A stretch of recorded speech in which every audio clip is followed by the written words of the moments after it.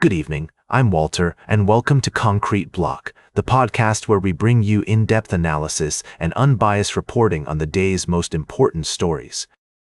Tonight, we're focusing on the complex and evolving relationship between the United States and South Korea, particularly in light of President Trump's recent visit to the region. As President Trump attended the Asia-Pacific Economic Cooperation Summit in Gyeongju, South Korea, he expressed his desire to meet with North Korean leader Kim Jong-un, stating, "I'd love to meet with him if he would like to meet." This comes after a period of heightened tensions between the two nations, following the collapse of talks in Hanoi back in February 2019. Meanwhile, the United States and South Korea are engaged in negotiations over a $350 billion investment package that Washington is demanding in exchange for reducing tariffs on South Korean goods. The deal has been met with skepticism by many in South Korea, who view it as an attempt by the U.S. to strong-arm their nation into unfair trade agreements. Professor Hyobin Lee of Sogang University in Seoul notes that the perception among many South Koreans is that the alliance with the U.S. is being leveraged for unilateral economic gains. She states, "The idea that South Korea must make large-scale investments simply to avoid being disadvantaged by U.S. tariffs has been received by many as a sense of betrayal."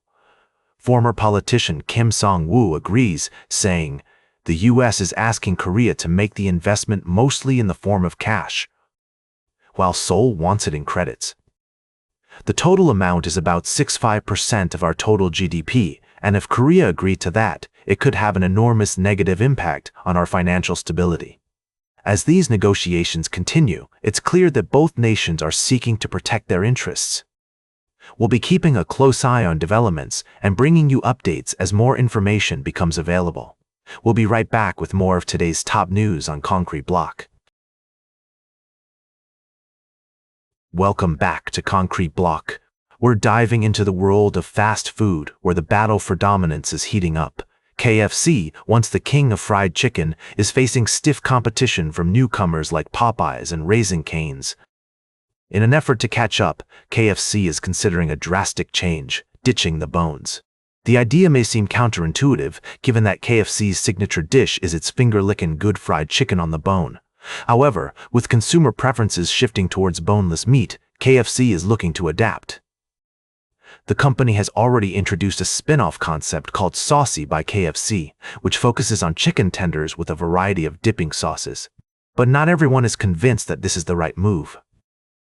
Some analysts argue that KFC's strength lies in its traditional offerings, and that abandoning its bone-in roots could alienate loyal customers. Others point out that the rise of Popeyes and Raising Cane's is due in part to their ability to offer a modern, streamlined dining experience, something that KFC has struggled to replicate.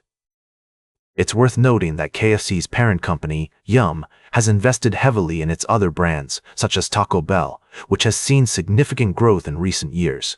Meanwhile, KFC has been left to fend for itself, with some locations looking outdated and in need of renovation.